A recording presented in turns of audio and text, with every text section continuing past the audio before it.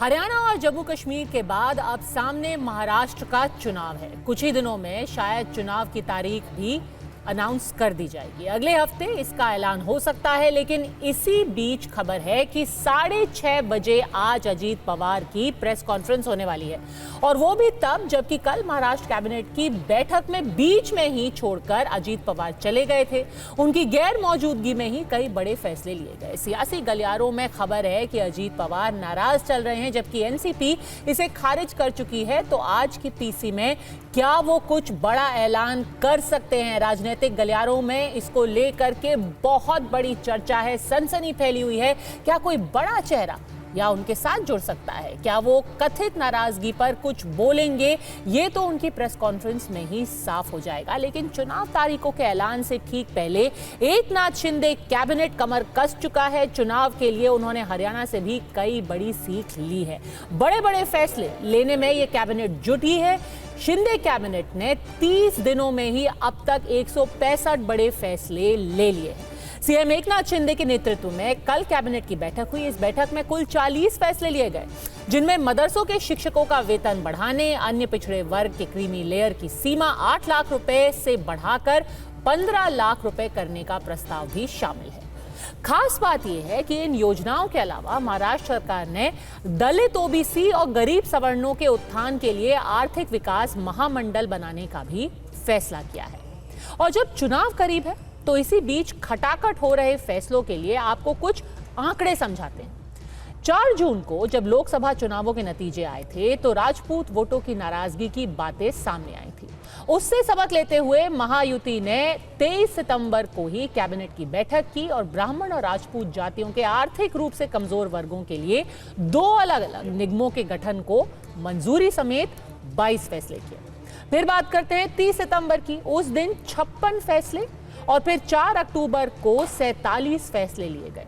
लेकिन जब हरियाणा में बीजेपी को बड़ी कामयाबी मिली है, जाट और गैर जाट वोटों का भरोसा मिला है, तो उस फॉर्मूले को ध्यान में रखकर कल यानी कि 10 अक्टूबर को 40 और फैसले लिए गए। और इस तरह 30 दिन में, 1 महीने में महायुति ने 165 फैसले खटाखट ले लिए। अब हरियाणा में प्रचंड कामयाबी के फॉर्मूले को महायुति क्या महाराष्ट्र में भी मूर्त रूप देने में कामयाब होगी? हर जाति वर्ग को लुभाने की कोशिश में महाराष्ट्र सरकार ने कल ओबीसी के नॉन क्रीमी लेयर आय की सीमा 8 से बढ़ाकर 15 लाख करने का प्रस्ताव केंद्र को भेज दिया है।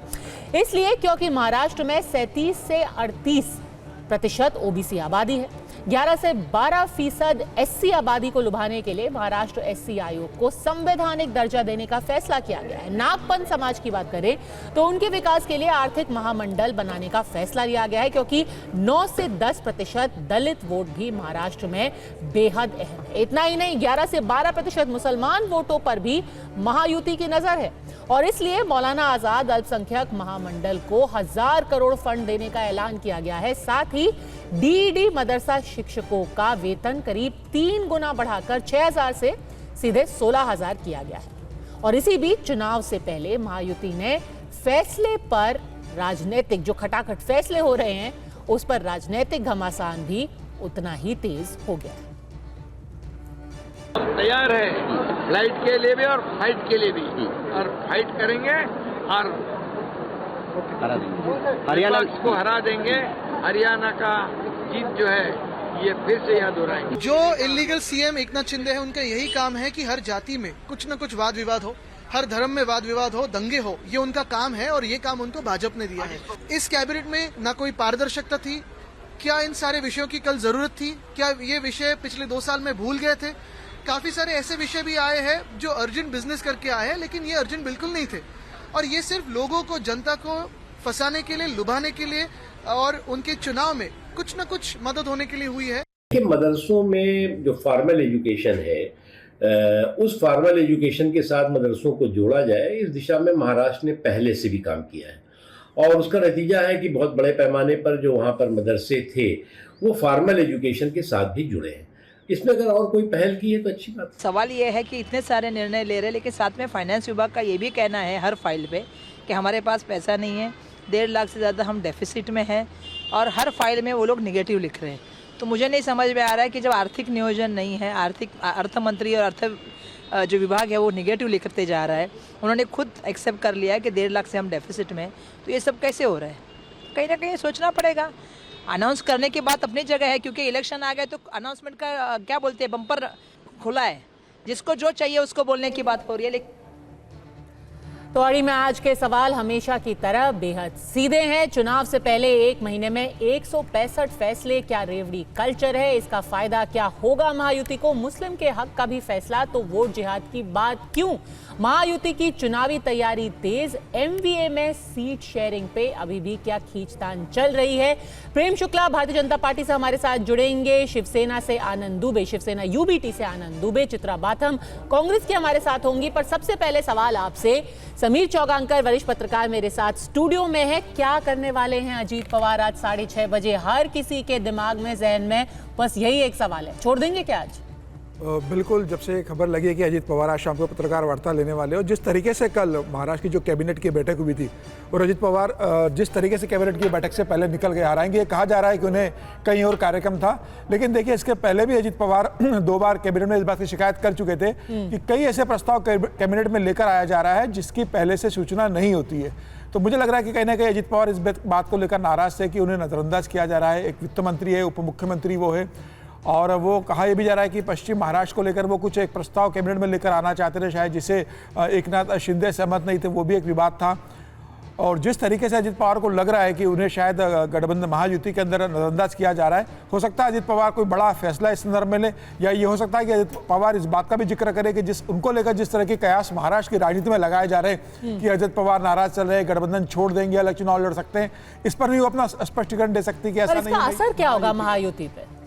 देखिए, मुझे लगता है कि अगर अजीत पवार महायुति से अलग होते तो मुझे लगता है भारतीय जनता पार्टी के लिए ज्यादा फायदेमंद रहेगा। जिस तरीके से देवेंद्र फडणवीस ने भी कहा था कि अजीत पवार से बहुत ज्यादा फायदा भारतीय जनता पार्टी या युति को नहीं हुआ था, मुझे लग रहा है कि वह स्थिति विधानसभा चुनाव में भी रहने वाली है। लोकसभा चुनाव में जिस तरीके से भारतीय जनता पार्टी को बहुत फायदा नहीं हुआ था, विधानसभा चुनाव में भी वह स्थिति रहेगी।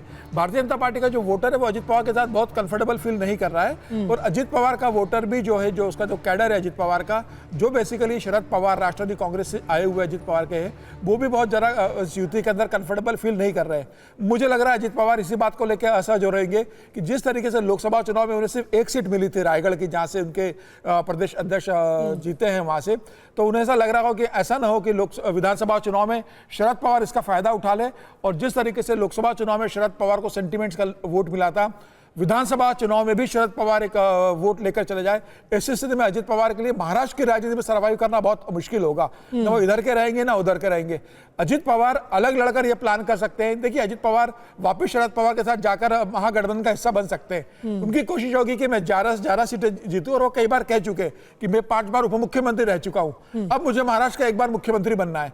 और वो इस बात को जानते हैं कि जीवन में उनका शायद एक आखिरी मौका होगा इस चुनाव में, 2024 के विधानसभा चुनाव में, जब वो शायद मुख्यमंत्री के लिए अपना दावा कर सकते हैं। ऐसी स्थिति में वो सोचेंगे कि मैं अगर अलग चुनाव लड़ता हूं और अगर मैं 50 से 55 सीटें लेकर आता हूं, तो ऐसी स्थिति में मुझे दोनों तरफ अपना प्रभाव दिखाने की स्थिति रहेगी। और अगर ऐसी स्थिति बनती है कि शरद पवार के साथ वापस जाके अजीत पवार महाराष्ट्र के मुख्यमंत्री बनने की संभावना बनेगी, तो अजीत पवार 1 मिनट भी नहीं लगाएंगे, वो महायुति छोड़ेंगे, वो वापस शरद पवार से हाथ मिला लेंगे, क्योंकि अजीत पवार का अल्टीमेट गोल महाराष्ट्र का मुख्यमंत्री बनना है। तो ये बहुत बड़ी खबर है। अगर ये संभावना आपको सच में लग रही है कि आज 6:30 बजे की प्रेस कॉन्फ्रेंस में कुछ बड़ा फैसला अजीत पवार अपना ले सकते हैं, पर ये बताइए समीर जी, इतना वक्त क्यों लग गया दोनों पक्षों को ये समझने में कि आपसी कोई इनका मेलजोल है? ना इनका मन मिल रहा है, ना इनके वोट मिल रहे हैं, और ना इनके मत मिल रहे हैं। देखिए, 2 जुलाई 2023 को अजीत पवार शरद पवार को छोड़कर महाराष्ट्र के एकनाथ शिंदे और देवेंद्र फडणवीस के साथ सरकार में शामिल हुए थे। और कोई भी पार्टी जब आती है थोड़ा समय लगता है। एकनाथ शिंदे को भी भारतीय जनता पार्टी के साथ एडजस्टमेंट करने में समय लगा, जबकि एकनाथ शिंदे और भारतीय जनता पार्टी आपस में नैसर्गिक एलाई महाराष्ट्र में लंबे समय तक रहे। अजीत पवार की जो विचारधारा रही है, जो राष्ट्रवादी कांग्रेस पार्टी से वो शरद पवार के साथ रहे, वो उसकी विचारधारा पूरी तरीके से शिवसेना और भारतीय जनता पार्टी की विचारधारा के उल्टी विचारधारा रही थी। 60 डिग्री का उनके डिफरेंस रहा है। ऐसे में उनको वापस जब वो उनके पास आए तो उन्हें समय लगा थोड़ा समझने के लिए, वो देख रहे थे कि शायद मैं एडजस्ट हो जाऊंगा। और उसके बाद पहला चुनाव तो लोकसभा का हुआ गठबंधन में आने के बाद, तो लोकसभा में जिस तरीके से वोटिंग हुई है उससे अजित पवार को ये लग रहा है कि उन्हें बहुत ज्यादा इसका बेनिफिट नहीं हुआ है। और खासतौर से भारतीय जनता पार्टी को लग रहा था कि जिस तरीके से एकनाथ शिंदे और भारतीय जनता पार्टी के वोटर शिफ्ट हो गए हैं, विपक्ष में जहां शरद पवार के, कांग्रेस के और उद्धव ठाकरे के वोटर आपस में शिफ्ट हो गए, वैसा अजित पवार के साथ नहीं हुआ। न अजित पवार अपने वोट शिफ्ट करा पाए, न अजित पवार को भारतीय जनता पार्टी और एकनाथ शिंदे के वोट मिल पाए। और उनकी कितनी स्ट्राइक रेट थी? शायद उन्होंने कितनी 7 सीटें लड़ी थी और मात्र एक सीट जीते हो। बिल्कुल, एक सीट खुद बारामती से जीते थे। रायगढ़ की सीट सुनील तटकरे के जीते थे, वो भी कोई अजित पवार के कारण नहीं जीते। रायगढ़ की सीट सुनील तटकरे की खुद स्ट्रांग होल्ड की सीट रही है। रायगढ़ की उनकी जो बेटी है अदिति तटकरे, वो कैबिनेट मिनिस्टर भी, वहां से एमएलए है, वो कैबिनेट मंत्री भी है, तो वो सुनील तटकरे की सीट रही है, उसमें अजित पवार की बहुत बड़ी भूमिका नहीं रही है। अजित पवार को सबसे बड़ा झटका बारामती में लगा था जब उनकी पत्नी वहां पर बारामती का चुनाव हार गई थी। तो यह डर अजित पवार को है कि बारामती की जनता ने जब उन्हें खारिज कर दिया लोकसभा में, तो विधानसभा में पश्चिम महाराष्ट्र की जनता उन्हें खारिज कर सकती है, शरद पवार के जा सकती है। ठीक है, बड़ा बहुत बना हुआ है, कोई बहुत बड़ा डेवलपमेंट हो सकता है। चित्रा बाथम जी, कांग्रेस को कम से कम कुछ तो खुशी मिल सकती है हरियाणा के नतीजों के बाद। अगर अजीत पवार महायुति को महाराष्ट्र में छोड़ करके निकलते हैं तो थोड़ा सा आपको ब्रीदिंग स्पेस मिलेगा वहां पे, नहीं तो अभी से ही महाराष्ट्र विकास अघाड़ी में खींचतान शुरू हो गई है सीट को लेकर के। नमस्ते पद्मजा जी, आपको मेरी आवाज आ रही है? जी बिल्कुल साफ आ रही है, बोलिए। देखिए, मैं आपको ये बता देना चाहूंगी कि लोकसभा चुनाव के बाद से ही खुले तौर से आरएसएस ने अजीत पवार को हमेशा टारगेट करने की कोशिश करी है। उन्होंने बोला था कि अपने मुखपत्र में कि अजीत पवार जैसे लोगों को लेकर एक ओवर एम्बिशियस राजनीति का जो एग्जाम्पल यहाँ पे महाराष्ट्र में सेट करने की कोशिश की थी बीजेपी ने, वो उनको कहीं ना कहीं बैकफायर हुआ है। और इस वजह से उनका जो सपना था 400 पार का, वो महाराष्ट्र के अंदर से तो पूरी तरीके से धराशायी हो गया था और मैंडेट उनके खिलाफ गया। उसके साथ ही बाद में आप देखें, एकनाथ शिंदे जी के कैबिनेट में जो मिनिस्टर्स हैं, उन्होंने लगातार अजीत पवार जी को टारगेट करने की कोशिश करी। उन्होंने कहा कि हम बाजू में बैठते हैं तो हमें उड़ाती है। तानाजी सावंत का ये कहना था, गुलाबराव पाटिल जी का कहना था कि फाइनेंस मिनिस्ट्री जो है वो सबसे नालायक मिनिस्ट्री है। उसके साथ ही जब वक्फ बोर्ड को उन्होंने 10 करोड़ का एलोकेशन किया था तो देवेंद्र फडणवीस का फैसला है। तो महायुति में कोई भी युति आज से नहीं, जब से युति बनी है, महायुति नहीं, वो वहां झूठी सरकार है और वो खोके लेके सिर्फ और सिर्फ महाराष्ट्र की अस्मिता को धोखे देने का उन्होंने काम। देखिए, जिन अजीत पवार को पानी पी पी के कोस रही थी पहले कांग्रेस, उनके सम्मान की बात कम से कम आज कर रहे हैं। समीर जी, आपके पाले में आने वाले हैं क्या अजीत पवार, अगर वो आज ऐसा अनाउंसमेंट करते हैं? चित्रा जी, महाराष्ट्र की यही राजनीति है और कांग्रेस चाहेगी। देखिए, कांग्रेस के साथ पहले अजीत पवार रहे, शरद पवार के साथ थे, वो तो अपने चाचा को छोड़कर आए, तो शरद पवार भी चाहेंगे, कांग्रेस भी चाहेगी कि अगर चुनाव के 30 दिन पहले, 40 दिन पहले अगर अजीत पवार छोड़कर आते हैं, उनके पास आते हैं या महायुति छोड़ देते हैं, तो कांग्रेस को इससे राहत जरूर मिलेगी और ये कोशिश करेंगे कि उसके अंदर टूट हो। अभी देखना होगा कि अजीत पवार क्या निर्णय लेते हैं। क्या अजीत पवार अलग जाने का निर्णय लेते हैं या अजीत पवार इस बात की घोषणा करते हैं कि हम चुनाव साथ में लड़ेंगे? मेरे को लेकर जो अफवाह चलाई जा रही है वो पूरी तरीके से गलत है। मुझे लग रहा है इस समय भारतीय जनता पार्टी और एकनाथ शिंदे भी इस बात पर इंतजार कर रहे होंगे कि अजीत पवार क्या घोषणा करते हैं। पर अगर आत्मसम्मान और किसी के खिलाफ कुछ बोलने की बात आ रही है तो मुझे याद आ रहा है कि 9 अक्टूबर को सामना में एक लेख लिखा गया था। चित्रा जी, उस सामना के लेख में क्या लिखा था? हरियाणा और जम्मू कश्मीर विधानसभा चुनाव के नतीजे भाजपा कांग्रेस के लिए चौंकाने वाले हैं। हरियाणा में कांग्रेस की हार की वजह फाजिल आत्मविश्वास और स्थानीय नेताओं की नाफरमानी को माना जा रहा है। कोई भी मजबूती से नहीं कह रहा था कि हरियाणा में दोबारा भाजपा की सरकार आएगी। कुल मिलाकर माहौल कांग्रेस की तरफ एक तरफा था, लेकिन जीत की पारी को हार में कैसे बदला जाए? चित्रा जी, ऐसा कह रही है आनंद दुबे की पार्टी, ये सिर्फ कांग्रेस से ही सीखा जा सकता है। देखिए पद्मजा जी, मैंने जैसे आपको बताया कि हमारे यहाँ लोकतंत्र है और लोकतंत्र में हर किसी की भावनाओं। अरे महायुति में भी लोकतंत्र ही है ना, तानाजी सावंत भी लोकतंत्र की मर्यादा ही निभा रहे थे। तो अच्छा, मतलब उल्टी आती है ये कहना लोकतंत्र की मर्यादा है, ये मतलब एकदम आउटराइट इंसल्ट करना नहीं है, ये लोकतंत्र की मर्यादा मानना है। चित्रा जी कह रहे हैं कि भाई जीत को हार में बदलना कैसे सीखा जाए, वो आप कांग्रेस से सीखिए। इससे बड़ा कोई आपका कोई सहयोगी दल क्या बोल सकता है, जिसको इंग्लिश में कहते हैं कि लूजर, बस यही नहीं बोला आपको। जो भी बिग था हर चुका, हमने सर झुका के उसे एक्सेप्ट किया हुआ है और अभी है वो इलेक्शन कमीशन के न्यायालय के माध्यम से जारी है। लेकिन मैं इसमें भी आपको बता दूं कि हाँ, जिस तरीके से हमारे अलायंस पार्टनर्स को बहुत बड़ा धक्का, उससे ज्यादा कहीं ना कहीं धक्का हमें भी लगा है, भी लगा है, कार्यकर्ताओं को भी लगा है, क्योंकि शायद बीजेपी भी नहीं ये जानती थी कि हरियाणा वो जीतने वाले हैं। उन्होंने अब इस चीज को कैसे मैनेज किया है, ये डेफिनेटली आने वाला वक्त ही आएगा। लेकिन मैं आपको ये जरूर बताना चाहूंगी कि उनकी जो भी भावनाएं हैं उसका हम सम्मान करते हैं। कंस्ट्रक्टिव क्रिटिसिज्म के लिए हमारे यहाँ ओपन डोर्स रहे हैं। ठीक है, नहीं कि यहाँ वहाँ पे सिर्फ 2 जन बोलते हैं और बाकी सब जो सुनते हैं। तो हमारे यहाँ लोकतंत्र है, इसीलिए सब बोल पाते हैं, और बीजेपी में ऑटोक्रेसी है, इसीलिए कोई नहीं बोल पाता। स्वीकार है मुख्यमंत्री के रूप में, मुझे लगता है कहीं ना कहीं भावनाओं। समीर जी सवाल पूछ रहे हैं आपसे लोकतंत्र के स्पिरिट में। चित्रा जी, उद्धव ठाकरे मुख्यमंत्री के रूप में आपको स्वीकार होंगे क्या? देखिए समीर जी, मैं अभी आपको इस मीडिया माध्यम से तो नहीं है बता पाऊंगी, क्योंकि ये कॉल मेरा एज अ प्रवक्ता नहीं है। ये कॉल ऑब्वियसली आप भी जानते हैं कि सीनियर लीडरशिप का है, तो सीनियर लीडरशिप का जो भी कहना होगा हमारे सराखों पर है। अगर वो लेते हैं तो वो भी हमें मान्य है, वो अगर कोई और रास्ता भी चुनते हैं तो वो भी हमें मान्य है। आनंद दुबे जी, चित्रा जी अभी मुख्यमंत्री पे तो कोई अपने पत्ते खोल नहीं रही हैं, पर एकनाथ शिंदे सरकार ने सारे पत्ते खोल दिए हैं। 30 दिन में 165 फैसले, जिसको कहते हैं ना, ये तो एकदम मतलब डबल बैरल गन नहीं, एकदम उन्होंने तोप निकाल करके बौछार की है महाराष्ट्र पे। हरियाणा झांकी थी। पद्मजा जी नमस्ते। नमस्ते। पद्मजा जी नमस्ते। जब चुनाव दहलीज पर खड़ा है और मुख्यमंत्री को पता है कि मैं कुछ ही दिनों बाद पूर्व मुख्यमंत्री होने वाला हूं, मेरे पास न कोई जिम्मेदारी रहेगी न कोई अधिकार रहेगा, तो खोल दिया पिटारों को। वो कहावत है ना कि खाने की थाली में पुलाव है, लगता है जल्दी होने वाला चुनाव है। तो ये सब चुनावी पुलाव है, इसको बहुत ज़्यादा गंभीरता से कोई नहीं ले रहा है, क्योंकि इनके पास 2.25 साल थे। पर क्या आपके महाराष्ट्र विकास आघाड़ी में मन मुटाव है? पुलाव तो ठीक है। महाविकास आघाड़ी में बहुत अच्छा समन्वय है, प्रेम है, संवाद है। हम तो कबीरदास जी को मानने वाले लोग हैं। निंदक नियरे राखी आंगन कुटी छवाए, बिन साबुन पानी बिना निर्मल करे सुहाए। अपने मित्रों को, अपने संबंधियों को हम अच्छी सलाह देते हैं। हरियाणा में भारतीय जनता पार्टी का सुपड़ा साफ होते होते रह गया। कांग्रेस पार्टी अगर एक रणनीति बनाई होती, एक इंडिया गठबंधन की तरह वहां महाविकास आघाड़ी लेकर गई होती, और आम आदमी पार्टी, शिवसेना, राष्ट्रवादी कांग्रेस, समाजवादी कांग्रेस सबको साथ में ली होती, तो आज स्थिति कुछ और होती।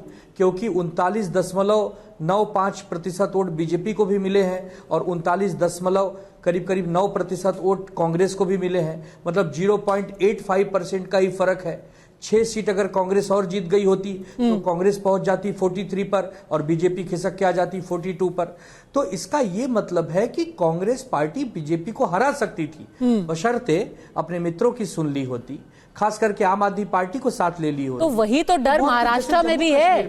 नेशनल कांग्रेस एक तरफ महायुति है जो कि अपनी कैबिनेट में फैसले पे फैसले, एक दिन में 40 फैसले कर रही है, और आपकी अभी पार्टी यही नहीं डिसाइड कर पाई है कि कौन कितनी सीट लेगा। और देखिए, ऐसा है कि इसीलिए हम कांग्रेस पार्टी को सलाह दे रहे हैं कि जो गलती आपने हरियाणा में की, वो गलती आप महाराष्ट्र में मत कीजिए। महाराष्ट्र में एक चेहरा लेकर आइए, एक मुख्यमंत्री बताइए। हमें हमारा चेहरा ना पसंद हो, हमारी पार्टी का चेहरा ना पसंद हो, कांग्रेस से बात करिए, राष्ट्रवादी से बात करिए। कोई एक चेहरा जब लाएंगे तो ये जो एकनाथ शिंदे की शिवसेना का चेहरा है और अजीत दादा पवार का जो चेहरा है और बीजेपी का जो चेहरा है, इनको हराया जा सकता है। क्योंकि इनकी कुनीतियां, इनके काम करने के गलत तरीके, आनन फानन में लिए गए डिसीजन, लोक लुभावने वादे, ये जनता को पसंद नहीं आए हैं। और सबसे बड़ा विषय महाराष्ट्र में मराठा आंदोलन कर रहे हैं, ओबीसी आंदोलन कर रहे हैं, दलित समाज, वंचित समाज, आदिवासी समाज इनके साथ नहीं है, मुसलमान जो अल्पसंख्यक हैं 11% वो इनके साथ नहीं है, तो इनके साथ है कौन? बताइए चित्रा जी, आपको आपके दोस्त, आपके मित्र सलाह दे रहे हैं कि अब नाराज हैं। अति आत्मविश्वास छोड़िए, अपने सहयोगियों को साथ में लीजिए। उद्धव जी नहीं तो कोई और मुख्यमंत्री का चेहरा तो बताइए आप। पद्मजा जी, मैंने जैसे आपको पहले भी कहा, हम अपने मित्रगणों की डेफिनेटली हर सलाह को मानते हैं और उनके ऊपर गंभीरता के साथ हम एनालिसिस करते हैं। डेफिनेटली ये सलाह हमारी सीनियर लीडरशिप तक पहुंची हुई है और आने वाले दिनों में आपको एक रणनीति के तहत कुछ ना कुछ इसमें एक सकारात्मक आउटकम जरूर मिला। ठीक है, देखिए यही TV9 भारतवर्ष के ऊपर पूरी लोकतांत्रिक व्यवस्था से दो मित्र आपस में बात कर रहे हैं, एक सहमति भी बनती दिखाई दे रही है प्रेम शुक्ला जी। पर अजीत पवार क्या करने वाले हैं 6:30 बजे? अचानक महाराष्ट्र विकास अघाड़ी में एक स्फूर्ति आ गई है ये सोच करके कि अजीत दादा पवार आपका साथ छोड़ने वाले हैं। बड़ा झटका मिलने वाला है आपको।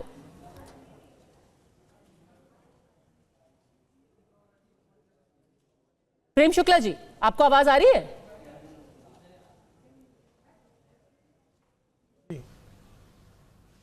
जी, मैं पूछ रही थी आपसे कि एमवीए में बहुत बड़ा बज़ चल रहा है कि अजीत दादा पवार आपको झटका देने वाले हैं। अचानक हरियाणा की हार थोड़ी कम खलने लगी है उनको ये सोच के। बाद में मिर्गी साबित होती है, तो इनकी ये स्फूर्ति इनको मिर्गी ना साबित हो। हाँ, मैं उत्तर दे रहा हूं। जी नहीं, वो ज्यादा खलेगी, चिंता न करे वो, क्योंकि महाराष्ट्र में उनका दारुण पराभव होगा।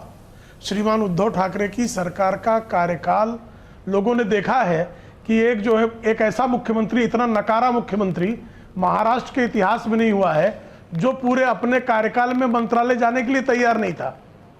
ऐसा नकारा मुख्यमंत्री 1960 से लेकर 2024 के बीच में जो मंत्रालय के अपने कार्यालय में जाने के लिए भी तैयार। कांग्रेस और एनसीपी जैसे ही मुख्यमंत्री का नाम लेकर उद्धव ठाकरे आगे आते हैं, उद्धव ठाकरे को अपमानित करने का कोई अवसर। लेकिन अब उद्धव ठाकरे की ऐसी मजबूरी है कि अपमान बारंबार सहकर भी बेशर्मी से बेचारे रोज कहते हैं कि किसी को मुख्यमंत्री बनाओ, मैं उसको समर्थन देने के लिए तैयार हूं। अरे भाई, जब अगर विधायक दल के आधार पर ही मुख्यमंत्री की बात थी तो भारतीय जनता पार्टी के 104 विधायक थे, आपके 56 विधायक थे, तो आपने बड़े दल को मुख्यमंत्री क्यों नहीं स्वीकारा? तब जो है आप नानुकुर करके क्यों भाग गए? तो आज आपको बारंबार कांग्रेस और एनसीपी लतिया रही है। अभी आप ही खबर बता रही कि अजीत पवार उस तरफ जाने वाले इस बात पर प्रसन्न है। कल तक तो अजीत पवार को कह रहे थे कि ये बड़े गंदे आदमी हैं, तो जाने वाले हैं क्या? लॉन्ड्री से जो है वो धुल कैसे गए? तो वो गंदा आदमी इनके यहाँ कैसे अगर चल जाएगा? वैसे तो अजीत पवार कहीं जा नहीं रहे हैं, लेकिन जो अजीत पवार, उद्धव ठाकरे, शरद पवार और कांग्रेस की दृष्टि में बहुत ही पतित थे। पर नाराज तो बहुत है वो। कल 10 मिनट के बाद ही मीटिंग से उठ के चल पड़े। वो 18 फैसले उनके अनुपस्थिति में लिए गए। सुनील तटकरे जी ने वो उनकी नाराजगी इनको ज्यादा समझ में आई और उनके अध्यक्ष सुनील तटकरे को कम समझ में आई। ये भी बहुत अच्छा है, क्योंकि श्रीमान सुनील तटकरे जो उनकी पार्टी के अध्यक्ष हैं, उन्होंने मीडिया के सामने आकर कहा कोई नाराजगी नहीं है, लेकिन वो नाराजगी उद्धव ठाकरे को ज्यादा समझ में आ गई। आदित्य ठाकरे परम ज्ञानी हो गए। हाँ। शरद पवार का कोई स्टेटमेंट नहीं है, या आपके कुछ पत्रकारों को भी उसका ज्ञान प्राप्त हो गया। तो सुनील तटकरे की तुलना में उद्धव ठाकरे को परम ज्ञान प्राप्त होना निश्चित तौर पर अलौकिक है। All is well. आप नाहक प्रसन्न ना हो आप। पद्मजा जी, जब तत्कालीन मुख्यमंत्री जी अपने घर से काम कर रहे थे, तो उस समय कोरोना काल में आदरणीय मोदी जी लोकल ट्रेन में भीड़ भाड़ वाले इलाकों में खूब घूम रहे थे, क्योंकि हमने देखा टीवी पर, क्योंकि उस समय मोदी साहब तो अपने ऑफिस में नहीं थे, वो तो लोकल ट्रेन में, सड़कों पर, बस अड्डे पर, हवाई अड्डे पर यात्राएं कर रहे थे। ये आपने भी देखा होगा, हमने भी देखा है। तो कोई हमें ज्ञान न दे। और दूसरा, अभी बताया जा रहा था कि हमारा अपमान हो रहा है। अरे जिस अजीत दादा पवार को देख के तानाजी सावंत को उल्टियां आ रही हैं, पहले उनकी दवाई कराओ। अगर आपके पास अच्छे अस्पताल न हो तो किसी और जगह उनकी दवाई कराओ। उसका खर्चा हम लोग देख लेंगे। लेकिन ऐसा मत करो, अपने सहयोगी अजीत दादा पवार के लिए आरएसएस के मुखपत्र में ऐसा मत लिखो कि अजीत दादा के लेने से बहुत बड़ा नुकसान हो गया। तो वहां सिर्फ फुटअव्वल है पद्मजा जी, वहां सिर्फ फुटअव्वल है, कलह है, अंतर्द्वंद है, मतभेद है, मनभेद है। लेकिन चूंकि अब ये लोग सरकार से जाने वाले हैं, नेता प्रतिपक्ष के लिए अभी सर फोड़ेंगे। कौन विपक्ष का नेता बनेगा उसके लिए आप देखना 2 महीने 1 महीने बाद बीजेपी एकनाथ शिंदे की कथित शिवसेना और अजीत दादा की कथित राष्ट्रवादी को कहीं का नहीं छोड़ेगी, क्योंकि ईडी सीबीआई इनके पास है। ईडी सीबीआई लगा के उन लोगों को ऐसा फंसाएगी कि वो लोग नेता प्रतिपक्ष तो छोड़ो, राजनीति से न बाहर भाग जाएं। प्रेम शुक्ला जी, महाराष्ट्र जो है पूरी हवा ही बदल देगा। जो हरियाणा में हुआ है महाराष्ट्र में उल्टा होगा। अभी तो पद्मजा जी अभी 2 मिनट पहले अजीत पवार को साथ ले जा रहे थे, अभी कह रहे अजीत पवार को हम लोग समाप्त कर देंगे। इनसे पूछिए इनके पास सच में क्या कहना चाह रही हैं।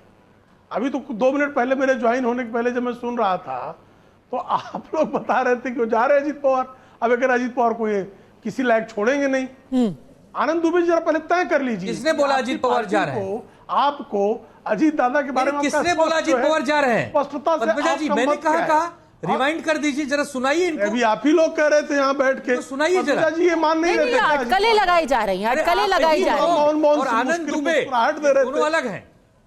अभी तो गले लगाने के लिए आतुर थे, अभी तो गले लगाने के लिए आतुर थे, अब कह रहे हो गले लगाने लायक नहीं है। गजब है आनंद जी, गजब है। हम वर्तमान में जीते हैं, इतना मत भ्रम, उल्टियां वहां आती हैं, मत भ्रम के शिकार होना वहां आ रही है। अब फिर इसके लिए क्या फिर दवाई वहां करवाइए, दवाई की आवश्यकता ऑलरेडी तो जो बेचारे बीमार व्यक्ति हैं, आप लंबे समय से बीमार व्यक्ति हैं, बड़ी ताकतवर है अजीत दादा। अजीत दादा के आने से तो सुनामी आ गई महायुति में, लाखों करोड़ों वोट आ गए।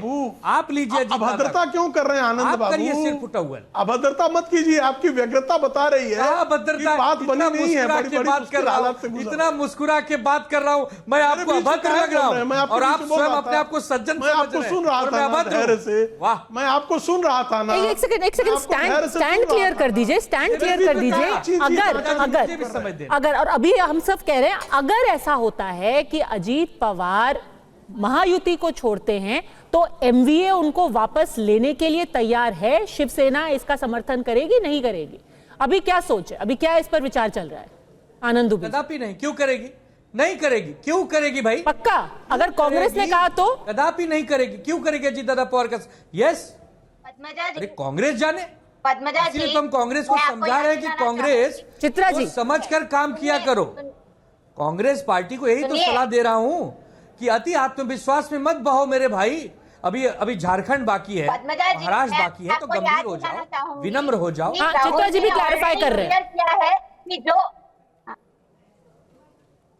बोलिए पद्मजा जी, मैं आपको बताऊंगी कि राहुल जी ने ऑलरेडी क्लियर किया हुआ है कि जिन्होंने मुश्किल के समय में कांग्रेस का साथ छोड़ा था उनको कांग्रेस तो कभी भी नहीं वापस लेने वाली है। यहाँ पे प्रेम शुक्ला जी जो बहुत बड़ी बड़ी बातें कर रहे हैं, जी अशोक तंवर भी उसी कैटेगरी में आते हैं ना, उनको तो राहुल जी के साथ मंच पर लाकर वापस शामिल किया गया।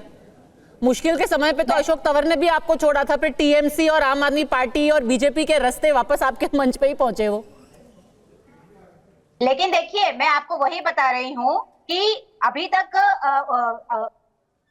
हेलो, हाँ जी आ रही है आवाज, बोलिए। हाँ, मैं ये कह रही हूँ कि अशोक तंवर जी स्वयं हमारे पास जो आइडियोलॉजी और जो मुद्दे कांग्रेस पार्टी ने अपने न्याय मैनिफेस्टो के माध्यम से रखा था, वो एक बहुत बड़ा दलित चेहरा है और उनको ऐसा कहीं ना कहीं लगा कि दलितों के मुद्दे के ऊपर उनको जो स्टैंड लेना चाहिए था, इसीलिए बीजेपी के अंदर 5 बजे तक वो प्रचार करने के बाद 2 बजे वो राहुल जी के साथ आ गए। अच्छा, तो वो क्या कोई चुनाव के लिए या अपने बेनिफिट के लिए या कोई टिकट के लिए नहीं आए? वो अजीत पवार भी तो मुद्दों पे ही आएंगे। वो कौन सा कहेंगे कि मैं अपने बेनिफिट के लिए कहीं जा रहा हूँ, पर क्योंकि अब आपने दलितों की बात कर ली है। उन्होंने अभी बोल दिया था कि वो बारामती नहीं लड़ने वाले हैं और अभी थोड़ी देर पहले वो कह रहे थे कि मैं बारामती ही लड़ूंगा। हाँ। तो अजीत पवार जी की बात अलग है और अशोक तंवर जी की बात कंप्लीटली डिफरेंट है। मैं प्रेम शुक्ला जी से यहाँ पे एक बात पूछना चाहूंगी कि मेरिट के ऊपर अगर आप चीफ मिनिस्टर का चेहरा डिसाइड कर रहे थे तो 105 तो आपके पास ही नंबर्स थे, तो फिर क्यों चंद्रकांत पाटिल जी ने बोला कि मन पे बहुत कठोर पत्थर रख के हमें एकनाथ शिंदे जी को अपना मुख्यमंत्री घोषित करना पड़ा। उसके साथ ही रोज बीजेपी के यहाँ से इनके जो नेतागण हैं, रामराजे नाईक निंबाळकर जी हो, हर्षवर्धन पाटिल जी हो, या अभी यहाँ पे एकनाथ शिंदे जी के गट में से विजय नाहटा जी हो, वो क्यों बाहर निकल के आ रहे हैं? तो ये मुझे ऐसा लगता है बीजेपी को खुद इंट्रोस्पेक्शन करने की जरूरत है कि उनके यहाँ पे क्या चल रहा है, क्या नहीं चल रहा है, और दूसरों के खेमे में ना जाके तो वो ज्यादा बेटर होगा। चलिए, बहुत अच्छा प्रश्न है इनका। अब चित्रा जी सुन लीजिए। पहली बात तो ये स्पष्ट हो गया पद्मजा जी कि अजीत पवार जो हैं वो नहीं जा रहे हैं। आपकी खबर झूठी है, ऐसा आनंद दुबे और चित्रा बाथम ने आपके चैनल पर ही अभी स्वीकार लिया है। तो ये बहस तो खत्म हो गई कि अजीत पवार कहीं जा रहे हैं, क्योंकि शिवसेना तो स्वीकारेगी ही नहीं। उद्धव ठाकरे की जो शिवसेना है वो तो अजीत पवार अगर गठबंधन में आ गए तो स्वीकारेगी नहीं, ऐसा आनंद दुबे जी ने ऐलान कर दिया है। धन्यवाद आनंद जी।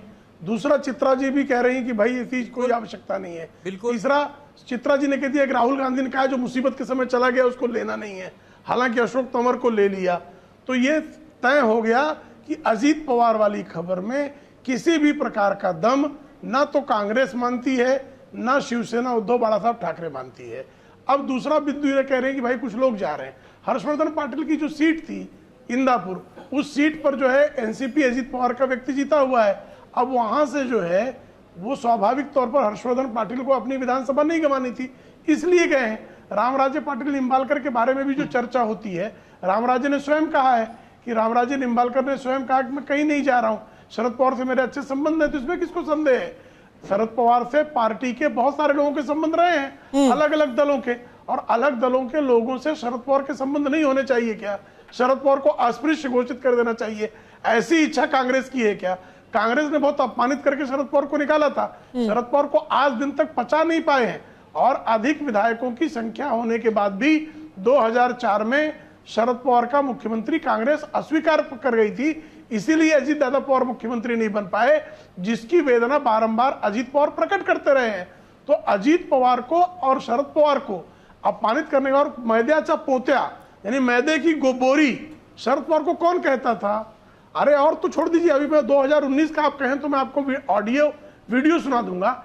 ये उद्धव ठाकरे कहते थे ये राहुल गांधी को जूते से मारना चाहिए, आप कहें तो मैं अभी वीडियो सुना दूंगा आपको तत्काल में, इसको जूते से मारना चाहिए। तो जो राहुल गांधी को जूते से मारना चाह रहे थे वो उनके चरणों में जो है बिछ गए। तो भाई कौन बदला है? भाजपा बदली है कि उद्धव ठाकरे बदले? सत्ता में सब बदल जाता है ना, और लोकसभा नतीजों के बाद अभी बदल गए, यही तो मैं कह रहा हूं, ये कह रहे नहीं बदले। अब बूस्टर डोज मिली है ना, अब एमवीए को बूस्टर डोज मिली है, वो साथ में मिल करके लड़ेंगे, आपको हटाएंगे। लोकसभा में पहले उन्होंने किया, अच्छा, अब वो विधानसभा में भी करेंगे। बूस्टर डोज मतलब बूस्टर डोज कारण जिसको जूते से मारना चाह रहे थे उसके चरणों में बीच गए। अच्छा, ये है आनंद मेरी भी समझ में आ गया। आनंद जी, जूते मारने की बजाय चरणों में शरण हो गए। पद्मजा जी, आप बहुत ही वरिष्ठ पत्रकार हैं। पद्मजा जी, आप बहुत वरिष्ठ पत्रकार हैं, आपने महाविकास आघाड़ी के ऊपर तीखे सवाल पूछे। हम उम्मीद करते हैं कि आप ऐसे ही तीखे सवाल महायुति वालों से भी पूछेंगे। आप पूछिए लाइव डिबेट में प्रेम शुक्ला जी से कि महायुति का 2024 में आगामी विधानसभा का इलेक्शन होने के बाद मुख्यमंत्री का चेहरा कौन होगा? क्या एकनाथ शिंदे होंगे, क्या अजीत दादा पवार होंगे, या देवेंद्र फडणवीस जी होंगे? ये बता नहीं पाएंगे, क्योंकि इतनी भयंकर सिरफुटौल है। अगर आज ये बता देंगे तो महायुति अभी टूट टाट के पता नहीं कहां चली जाएगी। ये इसलिए जानबूझकर ये लोग हम पर आज भी एकनाथ शिंदे हैं। क्या बात कर रहे हैं? एकनाथ शिंदे आज हमारे वर्तमान मुख्यमंत्री। अरे आज है, मंत्री की समस्या, मैं भविष्य की बात पूछ रहा हूँ। तो आज तो हमारे भी चेहरे तय हो चुके हैं। आप अपना बता नहीं पा रहे, हमसे पूछ रहे। हम तो, हमारे पास तो वर्तमान में मुख्यमंत्री है, और हमें ये ताकत है कि आपके आज का नहीं, आगामी विधानसभा का बताइए। एक सेकंड आनंद जी, आपने कहा हमारा चेहरा तैयार हो चुका है। सुन लीजिए, कौन है आपका चेहरा जो तैयार हो चुका है? कांग्रेस तो तैयार नहीं है, बहुत जल्द बताएंगे, आधिकारिक तौर पर बहुत जल्द बताएंगे आपको पद्मजा जी। हम तो बहुत जल्द आपको बताएंगे। पहले दिखाइए, उद्धव ठाकरे हैं आपका मुख्यमंत्री चेहरा? अभी बता रहा हूं, मेरा वर्तमान मुख्यमंत्री है।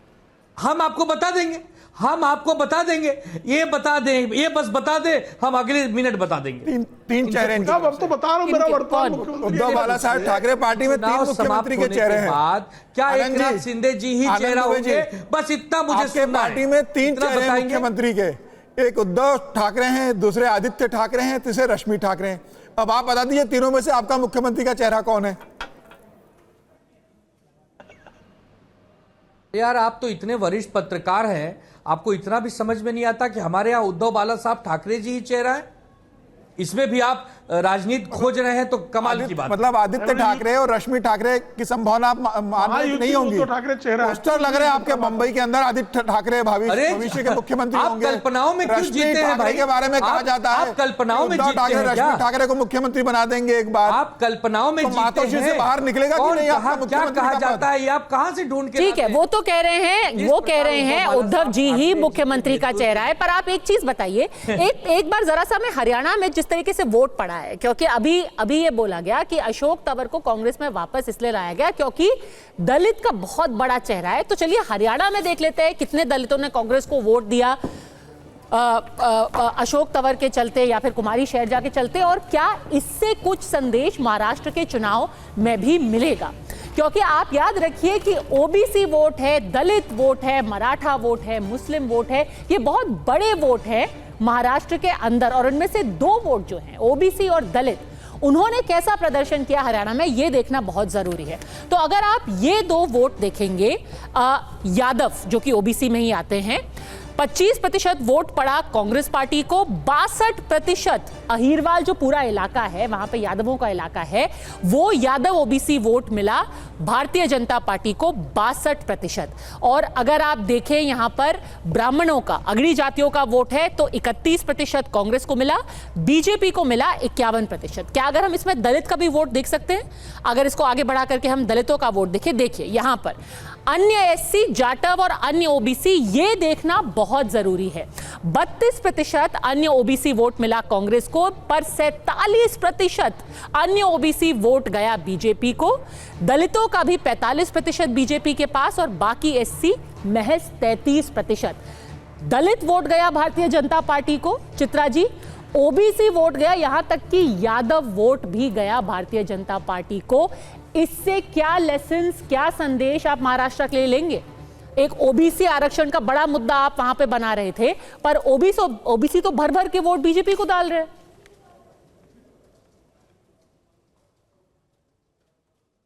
देखिए पद्मजा जी, जैसे मैंने आपको कहा ऑलरेडी कि इसके ऊपर हमारी समीक्षा बैठकें जारी है, और जरूर ये आंकड़े हमारी सीनियर लीडरशिप भी देख रही होगी, और इसके चलते आने वाले दिनों में महाराष्ट्र के अंदर किस तरीके से ड्यू कोर्स करेक्शन किया जाए, उसके ऊपर उन्होंने एक स्ट्रैटेजी बनाई होगी। तो वो आपको आने वाले दिनों में हम जरूर विस्तारित तौर से बताएंगे।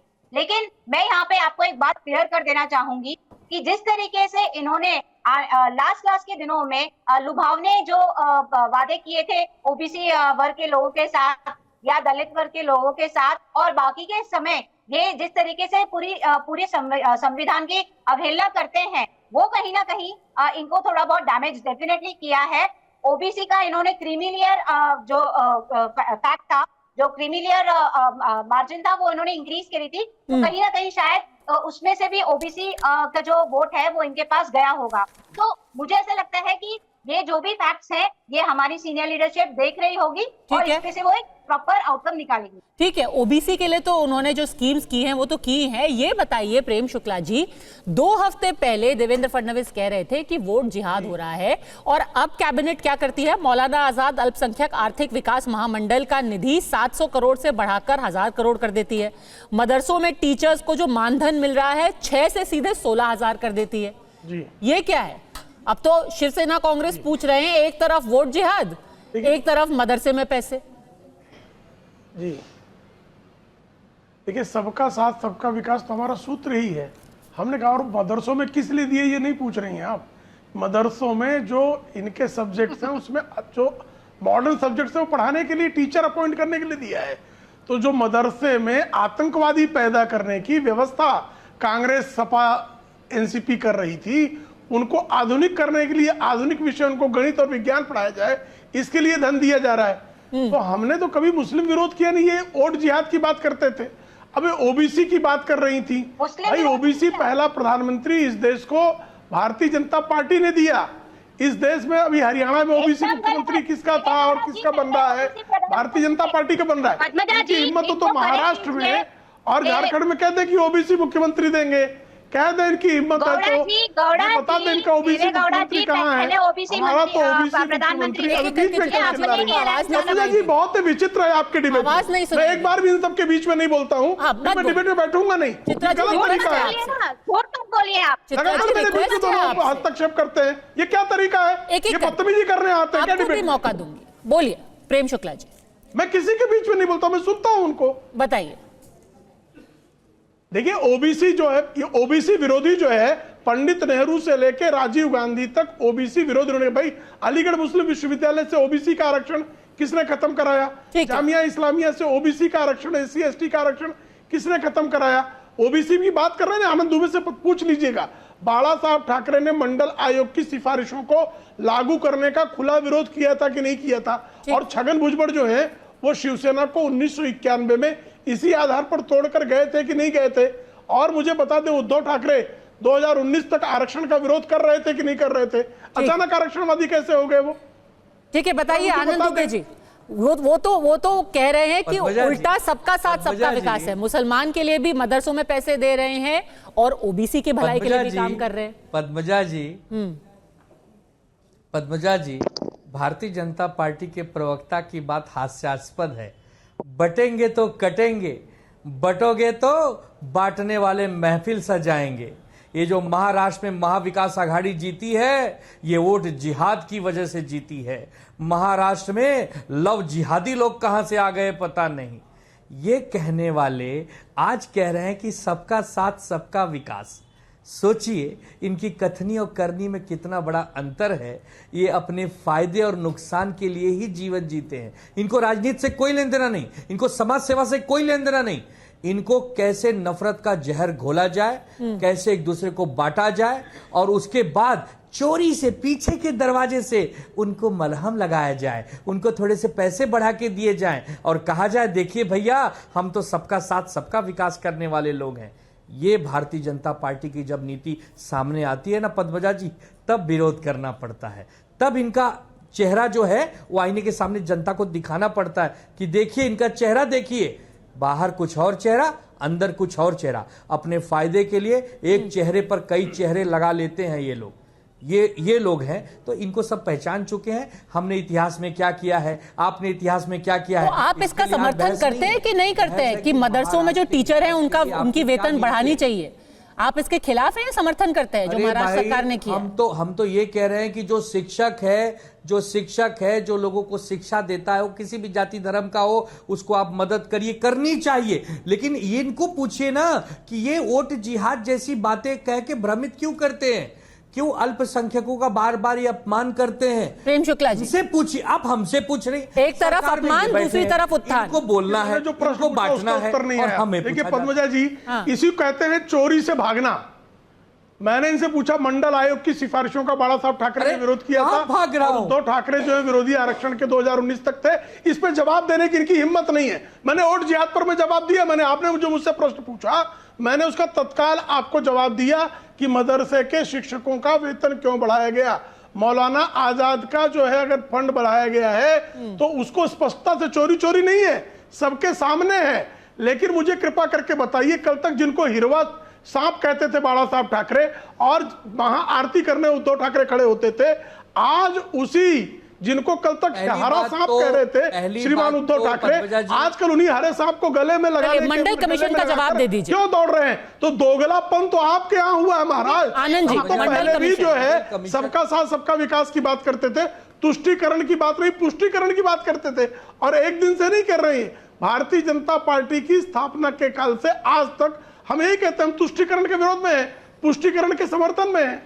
ठीक है, मंडल कमीशन का जवाब ले लीजिए। आनंद जी, आ रही हूं आपके पास, आपके पास आ रही हूं। मंडल कमीशन एक मिनट, मंडल कमीशन जब आ रहा था तो उस समय हमारी शिवसेना भारतीय जनता पार्टी की जो तत्कालीन पार्टी थी और उस समय के जो नेतागण थे, अटल बिहारी वाजपेयी जी, आडवाणी जी, प्रमोद महाजन जी, उनके साथ समकक्ष पार्टियां चलती थी। उन लोगों के स्टैंड के साथ ही बाला साहब ठाकरे जी का हमेशा स्टैंड रहता था। हम हिंदुत्व का झंडा लेकर नहीं, हमारा स्टैंड कभी मंडल के विरोध में नहीं था। आज के झूठ बोला जा रहा है, वर्तमान में इतिहास ये झूठ बोला जा रहा है, मुझे बीच में बोलना पड़ रहा है। नहीं, आप पहले बताइए कि बाला साहब ठाकरे भाजपा ने कभी विरोध नहीं किया, साथ डिसीजन लिया, कभी विरोध नहीं किया। अगर आप ये मानते हैं कभी विरोध नहीं किया, अटल जी ने, आडवाणी जी ने कभी विरोध नहीं किया। ये दोनों अलग अलग विचारधारा के नेता थे, तब तो आपने सब बाला साहब के विरोध के में 1000 बयान बताना होगा।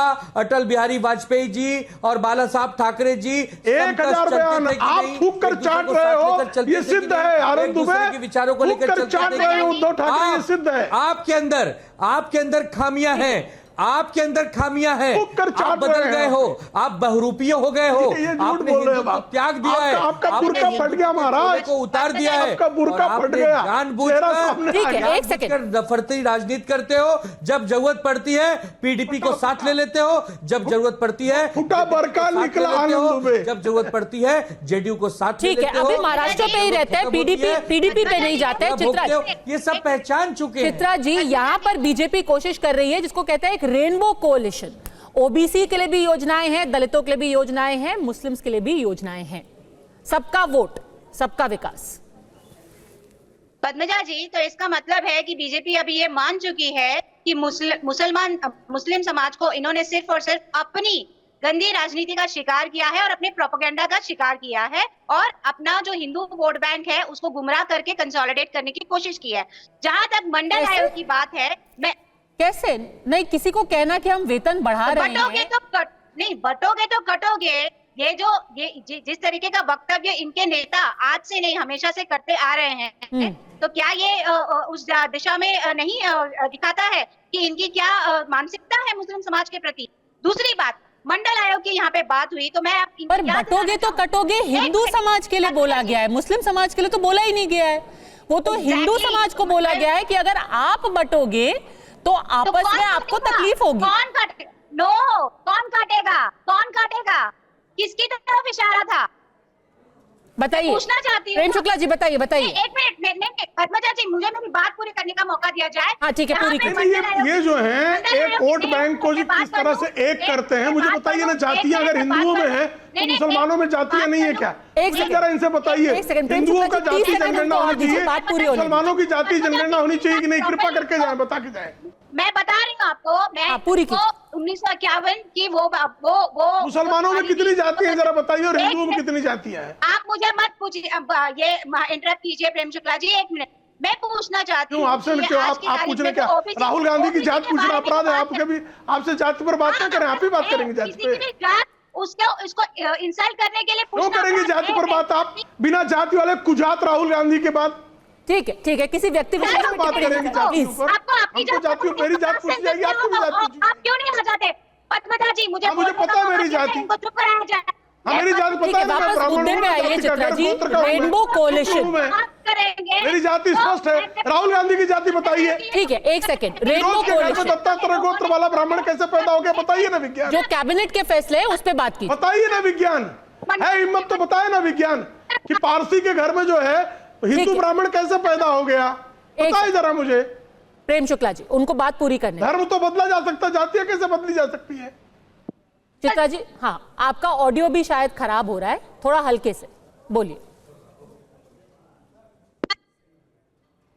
कट के आवाज आने लगी है। हम आपका ऑडियो ठीक करने की कोशिश करेंगे, पर आपसे समीर जी मैं पूछना चाहती हूं कि जब भारतीय जनता पार्टी ऐसी स्कीम्स अनाउंस करती है तो उनका जो कोर वोट बैंक है उस पर क्या असर पड़ता है, या फिर ये कोलिशन की वजह से इसको जिसको कहते हैं कि वेल राउंडेड ये डिसीजंस लिए जा रहे हैं? देखिए, बहुत बड़ी बात है। अगर भारतीय जनता पार्टी अगर महाराष्ट्र में जिस तरीके से कल घोषणा की गई है, ये बता रहा है कि सबका साथ, सबका विकास, सबका प्रयास, जो प्रधानमंत्री मोदी बार बार 2014 से लगातार कह रहे थे, उस दिशा के अंदर वोट न मिलने के बाद भी जा रही है। अगर वोट न मिलने की स्थिति में भी अगर भारतीय जनता पार्टी जिस तरीके से कल मदरसों के शिक्षकों की पैसे बढ़ा दिए गए हैं, दूसरे चीजों के लिए पैसे बढ़ा दिए गए, ये बता रहा है ये गठबंधन की वजह से तो नहीं है ताकि अजीत पवार खुश रहें? नहीं, अजीत पवार का इसमें कोई कंसर्न नहीं है। ये तो प्रधानमंत्री मोदी और भारतीय जनता पार्टी का हमेशा से रहा है। प्रधानमंत्री मोदी कहते रहे कि भाई वोट न मिले लेकिन हमें सभी समाज के लिए काम करना है। प्रधानमंत्री मोदी के 2014 से लेकर 2024 तक का कार्यकाल देखिए, 10 साल में मुसलमानों ने क्या भारतीय जनता पार्टी को वोट दिया, लेकिन मुसलमानों के लिए प्रधानमंत्री मोदी ने कितनी योजनाएं लागू की। हज में सब्सिडी प्रधानमंत्री मोदी ने बढ़वाई, मुस्लिम महिलाओं के लिए एजुकेशन के लिए सब्सिडी सबसे ज्यादा किसने दिया, मुद्रा लोन सबसे ज्यादा किसने दिया, आखिरी 30 सेकंड 3 तलाक के लिए कौन लेकर आया। आखिरी 30 सेकंड आपसे पूछूंगी क्योंकि आप महाराष्ट्र पॉलिटिक्स को इतनी क्लोजली फॉलो करते हैं, अभी ज्यादा स्ट्रॉन्ग पोजीशन किसकी लग रही है अगर दोनों गठबंधन आप देखें? देखिए, मुझे लगता है महायुति पूर्ण बहुमत की सरकार बनाने जा रही है, लेकिन भारतीय जनता पार्टी अगर देवेंद्र फडणवीस को मुख्यमंत्री का चेहरा घोषित कर देगी, जो महाराष्ट्र के सबसे लोकप्रिय मुख्यमंत्री रहे हैं, जो सर्वमान्य नेता है, जिनका 2014 से लेकर 2019 का कार्यकाल महाराष्ट्र की जनता ने देखा, अगर देवेंद्र फडणवीस को मुख्यमंत्री का चेहरा भारतीय जनता पार्टी घोषित करती है तो 2/3 बहुमत से वहां पर भारतीय जनता पार्टी मतलब महायुति की सरकार बनेगी।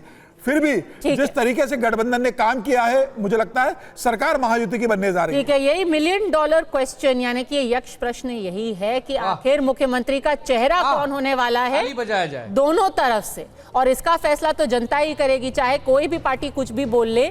जैसा हरियाणा जम्मू कश्मीर में लोगों ने अपना फैसला सुनाया है, वैसे ही महाराष्ट्र का फैसला भी उनके हाथ में सुरक्षित है।